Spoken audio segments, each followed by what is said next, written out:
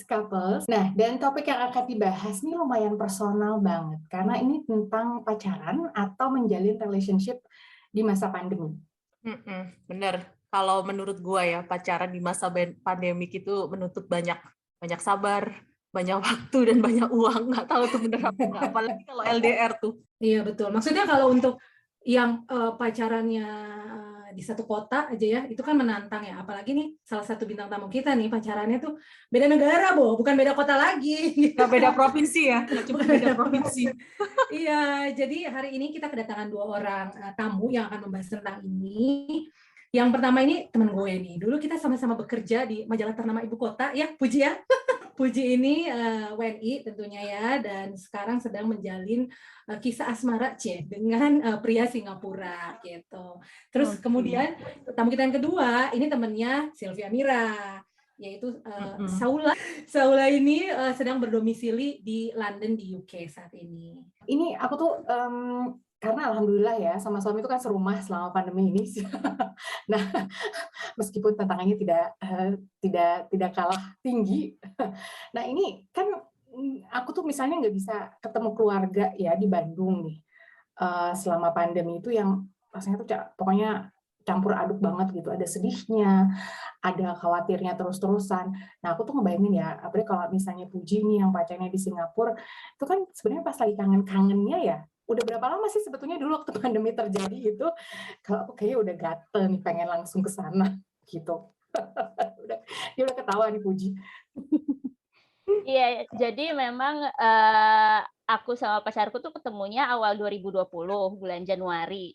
Terus waktu pandemi COVID-19 itu dinyatakan sebagai pandemi itu kan pertengahan Maret. Jadi itu masih pasangan baru banget gitu ya, yang masih hopeful. Lagi anget-angetnya lah ya. Iya, pandemi paling 3 bulan selesai.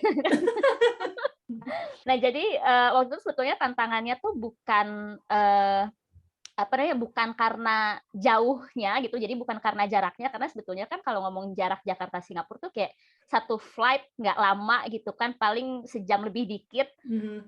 Jakarta Bali lah. Ya, jaraknya nggak terlalu jauh sebetulnya, tapi karena perbatasan Indonesia Singapurnya ditutup gitu, jadi itu tuh yang paling mengusik adalah ketidakpastian kapan bisa ketemu lagi gitu, apalagi kan lama-lama capek juga ya pakai coping mechanism taking it day by day gitu, tapi kayak dari hari demi hari, kemudian jadi minggu demi minggu, terus kayak bulan demi bulan, lama-lama selesai, aku capek gitu kan, capek karena nggak jelas mau sampai kapan gitu loh keadaan kayak gini terus tuh. Udah gitu COVID itu kan dulu kita waktu denger awal-awal tuh kayaknya masih jauh banget gitu ya.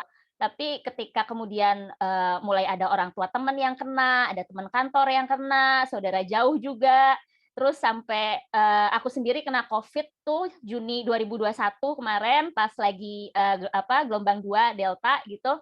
Itu tuh ketidakpastiannya tuh jadi makin intens gitu, karena aduh masih bisa bertahan sampai pandemi kelar terus bisa ketemu lagi nggak ya gitu. Jadi kekhawatiran itu tuh bukan di sisi dia masih mau ketemu gua nggak ya gitu, atau dia masih sayang sama gua nggak ya, tapi lebih kepada udah beyond dari itu ya. Can we even make it alive gitu loh. Iya benar-benar. Iya betul.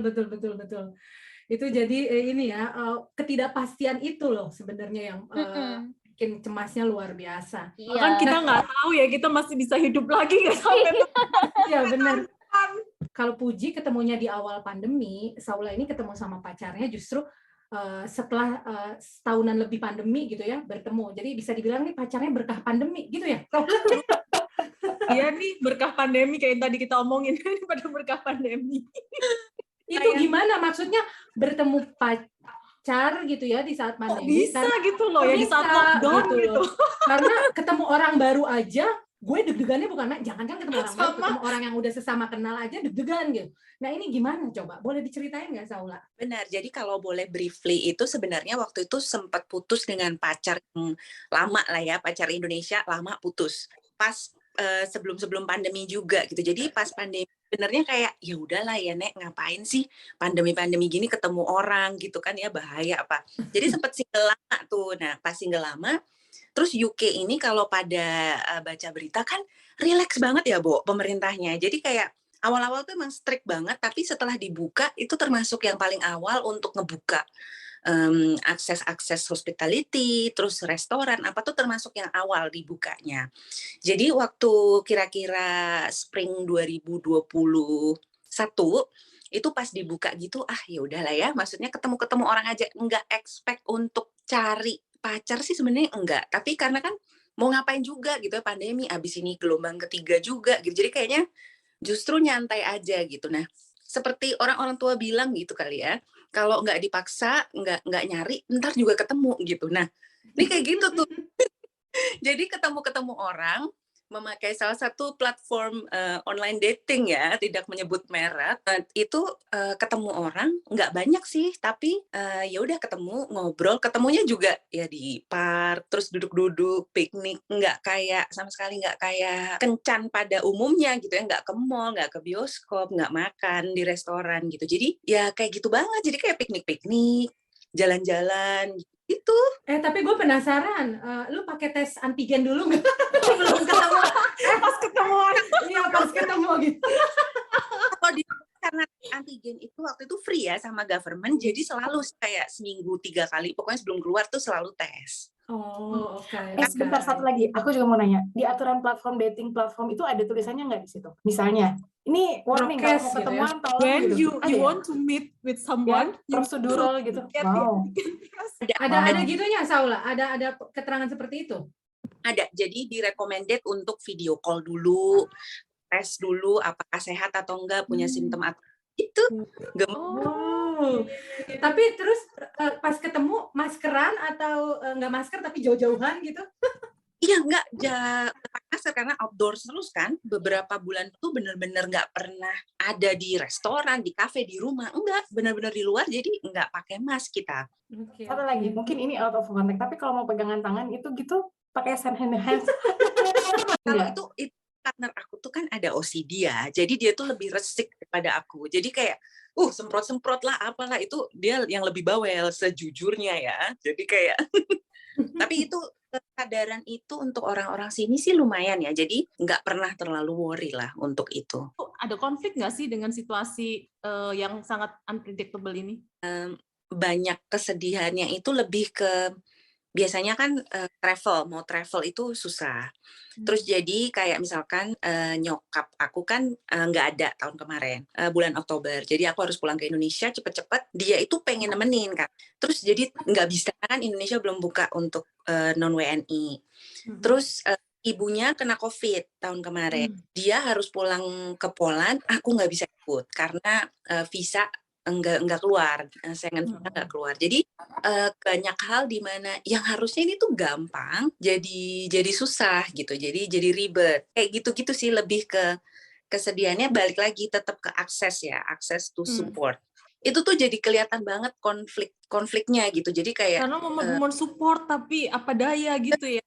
Sedangkan kan pas kayak gitu kan orang udah nggak bisa mikir ya, maksudnya pengennya juga ya, lu pengennya ayo dong ikut sama gue, tapi ya gimana, nggak bisa gitu kan. Jadi ya lebih kayak gitu ya, access to support itu emang jadi ngetes banget. Pandemi ini sebetulnya mendekatkan atau jadi permasalahan seperti banyak orang yang menikah akhirnya bercerai gitu? Kalau di aku ya, something yang aku selalu syukuri dan benar-benar eye opening nih setelah dating terakhir pas pandemi itu adalah, dulu aku kalau kencan sama orang itu tuh banyak filler, banyak apa, kan orang tuh selalu kayak aku pasti akan ketemu option, aku punya waktu, jadi santai aja gitu. Banyak fillernya lah, maksudnya banyak yang ya udah playing games yang kayak gitu-gitu kan. Banget aku di situ. Nanti masih ada yang lain gitu, bisa kenalan sama yang lain. Ada yang lain, gue bisa kemana-mana, bisa buka apps gampang gitu. Yang kemarin itu yang eye opener adalah, aku nggak tahu nih bakal ditutup lagi atau enggak, aku nggak tahu state of pandemi bakal lebih parah atau enggak. Jadi kalau ketemu orang bener-bener yang diomongin emang yang perlu-perlu gitu. Jadi ya kayak pembicaraan, kayak misalkan kayak what you're looking for, lu tuh orangnya gimana, nyari partner yang gimana, itu nggak akan keluar sebenarnya sebelum kayak 2 bulan, 3 bulan gitu ya. Kemarin sama partner aku tuh diomongin dalam 2 jam pertama. Jadi Wow. Jadi yang pasti-pasti aja gitu ya. kalau nggak cocok, udah jangan banyak buang-buang waktu gitu kan. Jadi Betul. terus bener-bener ngeliat banget itu dengan, kalau aku pribadi kacamatanya udah lain ya. Nih orang handling pandemi kemarin tuh gimana, handling issues gimana. Kalau nggak bisa ketemu misalkan karena transportnya dikurangi gitu ya, untuk mengurangi movement waktu itu masih tahun kemarin. Itu orangnya usaha apa enggak ketemu gue. Jadi yang kayak gitu-gitu tuh kayak langsung kelihatan ya. Jadi kayak first few months langsung kayak oke, kayaknya ini bakalan oke nih gitu. Itu bener sih, bener. Dan itu relatable banget. Aku juga ngerasa seperti itu sih. Jadi waktu itu tuh aku memberikan pertanyaan-pertanyaan yang serius itu sebetulnya bukan karena aku mikir ini pandemi, tapi aku mikir ini kalau mau dijalanin ini LDR. Aku Worth it. iya kayak worth the resource apa enggak nih gitu. Iya. Apalagi salah satu resiko ketemu sama orang dari dating app itu kan nggak ada mutual friends. Jadi nggak ada orang yang bisa kita tanyain, nih orang dalam tanda kutip for real nggak sih gitu loh. Bener-bener. Jadi ya kita hanya bisa terima omongan dia aja kan gitu. Jadi aku tanya tuh ke dia malam terakhir sebelum dia balik ke Singapura, aku tanya, kamu di sini mau ngapain? Kamu nyari apa gitu? Karena ya kalaupun lu pengen ngobrol doang sama gue juga gue sih nggak masalah ya. Yang penting kita sama-sama tahu bahwa yang kami cari dari satu sama lain itu sama gitu loh. Tapi terus ya dia juga tidak menjanjikan apapun, tapi dia ngomong ya I think we can make it work. Terus kayak ya udah gitu kan. 2,5 tahun kemudian ya masih begini-begini aja gitu. Nah, tapi memang waktu itu ada hal-hal yang karena dia mulai membawa diskusi itu ke situ, ya aku tanya soal hal-hal yang menurut aku penting gitu, kayak pernikahan tuh penting nggak sih buat kamu, punya anak sendiri tuh penting nggak sih buat kamu gitu. Kamu ada tuntutan dari keluarga untuk begini nggak gitu, atau kamu lagi ada target karir atau target akademis, atau kamu mau ngapain dulu sebelum settle down, yang kayak gitu-gitu. Karena kalau waktu aku match sama orang-orang Indonesia tuh rata-rata mereka tuh kayak either mereka udah ngebet banget pengen nikah, atau malah mereka nggak tahu mau ngapain dalam hidupnya dan berharap bahwa ada cewek yang datang untuk mengarahkan memberikan arah hidup gitu loh. Like I cannot be either of those things. Jadi iya, jadi mungkin juga akhirnya ternyata klopnya sama orang asing ya mungkin karena apa yang aku cari tidak dicari oleh laki-laki Indonesia pada umumnya. Menurut kalian berdua ya, apa sih yang membuat kalian bertahan gitu? Kalau di aku sendiri, kalau sedikit boleh lebih jujur, sebelum-sebelumnya tuh aku kalau pacaran tuh agak ngoyo. Jadi kayak itu kemana, itu harus di-plan, kita mau ngapain, kita tuh mau kemana gitu, dalam 4 tahun tuh kita kemana, kebiasaan jadi project management ya. Nah, di yang sekarang ini, ketika dijalaninnya serius tapi santai, itu tuh malah lebih, kalau kata orang Jawa tuh lebih ayem. Jadi kayak peaceful banget gitu, dan aku sejujurnya sampai umur segini tuh nggak pernah punya pacar yang membuat aku merasa sangat damai gitu. Nah, menurut aku ya dijalaninya cocok, visinya nyambung, orangnya effortnya juga match dengan effort kita. Jadi kayak oh ya udah gitu, maksudnya benar-benar udah tested juga kan beberapa tragedi gitu dalam 1 tahun terakhir gitu. Jadi kayak oh kayaknya nih kalau misalkan Tuhan mengizinkan, kayaknya enak nih untuk hidup sama orang yang kayak gini gitu. Itu aku banyak banget nih yang relatable sama Shola nih sebenarnya. Jadi waktu pertama kali ketemu, karena aku nggak punya ekspektasi juga, tapi satu hal yang aku rasakan sejak awal ketemu dia tuh kok berada sama dia tuh bisa lebih, itu tadi ayem gitu loh, santai, kayak at ease gitu kan, nggak yang anxious untuk dia mikir apa ya tentang gua, apa yang harus gua tampilkan supaya gua tampak oke di mata dia gitu-gitu. Santai banget. Dan aku menyadari bahwa ini tidak selalu aku rasakan ketika kopi darat sama match yang lain gitu. Jadi aku merasa justru dengan kita nggak bikin banyak aturan, tapi kita melakukan hal-hal karena kita membutuhkan sesuatu dari pasangan dan nggak gengsi gitu untuk ngomong bahwa I need you to do this for me, I need you to listen to me, atau kayak aku lagi pengen venting aja gitu, kayak kamu nggak usah jadi problem solver deh, sekarang kamu dengerin aja gitu. Jadi dengan lebih terbuka sama apa yang kita mau dan apa yang kita butuhkan ke pasangan tuh ternyata itu sangat membantu. Itu sesuatu yang sebelum pandemi kan masih ngerasa butuh playing hard to get lah, be mysterious lah, apalah itu kayak itu semua tuh udah kayak I don't play that kind of games anymore karena pertama capek ya kan, terus kayak di kerjaan tuh udah cukup banyak harus mikirin calculated risk gitu loh. Kalau harus kayak begini juga ya it's just another work gitu loh rasanya. Itu kan persepsi yang berubah ya kan dari yang Puji dan Saula yang dulu dengan yang sekarang. Apakah itu juga dipengaruhi faktor pandemi sehingga Puji dan Saula melihat segala sesuatunya tuh dengan persepsi yang berbeda gitu? Oh iya. Aku ya banget. Waktu pandemi at some point aku udah bilang sama diriku sendiri bahwa aku nggak akan jadi orang lain gitu untuk seorang partner gitu. Jadi itu aku tutup chapternya Saula yang decades gitu ya, dating sama orang harus jadi orang lain, harus mungkin melakukan roles yang sebenarnya aku sendiri juga nggak yakin gitu. Udah sekarang aku benar-benar nyari yang benar-benar complement my life gitu. Jadi lebih ke kayak gitu. Ya. Itu aku juga mikir kayak gitu sih, karena memang jadi beda banget ya pandemi itu bikin kita merefleksikan ulang banyak hal kayak apa yang kita mau dari diri kita sendiri dan apa yang kita mau dari pasangan gitu. Dulu aku tuh suka mikir bahwa kebahagiaan aku adalah tanggung jawab aku. Jadi kalau aku menginginkan sesuatu ya aku harus mengupayakan itu sekuat-kuatnya gitu.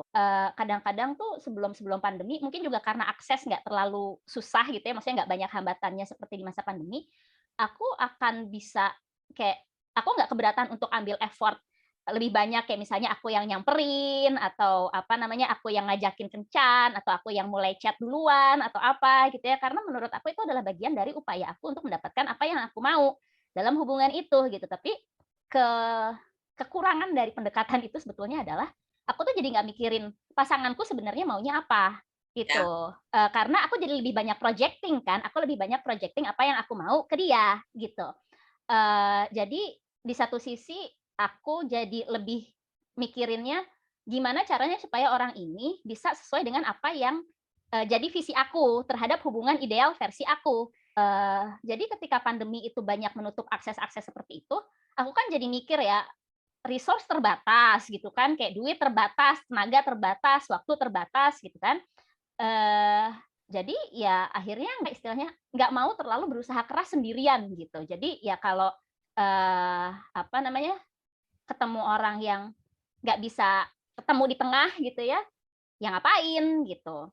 Terus kalau boleh satu lagi ya, yang aku dapetin juga gitu dalam perkencanan pre sama pas COVID-nya gitu, Puji ngerasa nggak sih dulu waktu kencan dulu, karena dulu nganggapnya kayak selalu akan ada waktu, selalu akan ada opsi. Jadi kayak playing games, terus habis itu tuh satu yang aku tuh menyadari ya waktu again existential crisis waktu pandemi, banyak bukan berbohong sama diri sendiri ya, banyak red flag dari orang-orang itu yang kita ignore. Oh iya. Ya karena kayak dia kayak gini sih, tapi karena orangnya gemes, terus orang ya udahlah ya. Aduh. Ada. I feel guilty, I feel seen. Iya kan? Nah, terus waktu setelah pandemi itu, aku merasa kayak enggak, kalau sekarang aku ngelihat ada red flag, itu aku harus tanya kepada diriku sendiri, ini aku bisa sustain nggak ya sampai gue kawin, sampai punya anak, sampai kakek nenek, ini bisa aku terima atau enggak?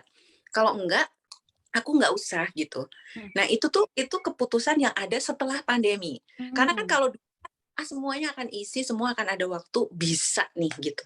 Nah kalau ini lebih melihatnya dengan lebih jujur gitu, kayak ini karena ini bakalan ribet ya, ini worth it tapi enggak gitu kalau untuk lanjutin gitu. Memang jadi lebih banyak ngobrol serius sih sama kayak Shola tadi cerita gitu ya. Jadi tapi aku jadinya ketika ngobrol serius itu aku membedakan apa yang aku mau, apa yang acceptable di keluarga aku, apa yang acceptable di Indonesia gitu kan, dan kayak berusaha mencari jalan tengahnya yang kamu bisa kompromikan itu yang seperti apa. Karena untuk pasangan yang beda bangsa itu kan perbedaan budaya itu satu hal, tapi yang lebih susah itu, yang lebih PR itu sebetulnya adalah ekspektasinya yang berbeda karena didikan, budaya, hal-hal yang mereka biasa hadapi, biasa mereka lihat itu juga lain gitu. Tadi kan memang sudah banyak gitu diceritakan bagaimana sih gitu ya struggle-nya dan lain sebagainya. Ada tips-tips yang bisa diberikan nggak buat pendengar mixed couples juga yang misalnya sekarang ini masih dalam ini penjajakan gitu. Kayaknya kalau kan kesannya, nih gue udah oke banget nih. Kayaknya mungkin sharing kali ya. Boleh. Kalau misalkan beda budaya yang tadi ya dibilang Puji juga gitu, yang aku pelajari banget itu adalah yang tadi Puji udah mention juga, expectation. Jadi itu satu hal yang gede banget yang kadang hilang di hubungan beda budaya atau beda negara, beda kewarganegaraan itu adalah expectation.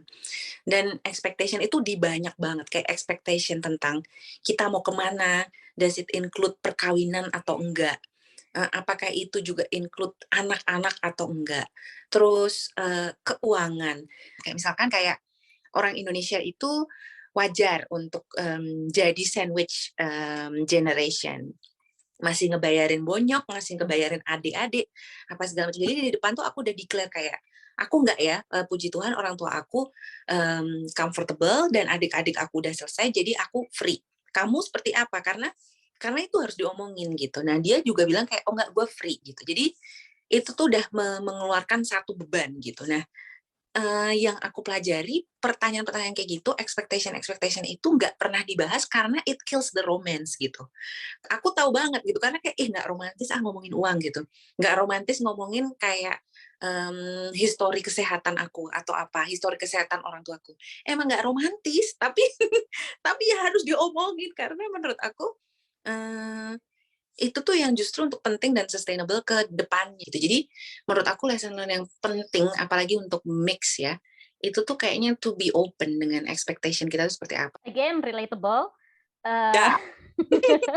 Emang akhirnya buat aku yang paling penting adalah kita bisa menerima bahwa ya emang nggak semua hal dalam kehidupan kita itu sama dengan pasangan kita, dan ya nggak apa-apa gitu. Maksudnya nggak usah kita berupaya untuk mengarahkan pasangan kita sedemikian mungkin supaya dia jadi semirip mungkin dengan kita, sehingga dia bisa quote unquote masuk ke lingkungan kita yang udah ada sebelum dia ada. Ya nggak perlu dipaksakan bahwa semuanya harus sama gitu.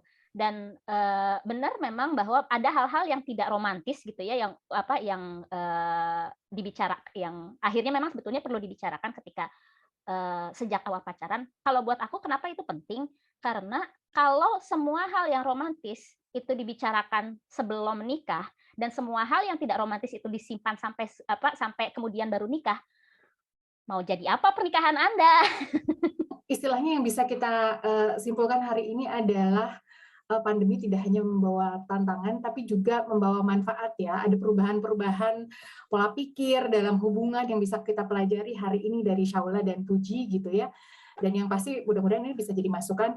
So thank you banget Shaula, thank you banget Puji gitu ya sudah ngobrol dengan kita hari ini gitu. Kita bisa belajar banyak dan mudah-mudahan teman-teman lain yang setia mendengarkan Mixed Couples juga gitu ya.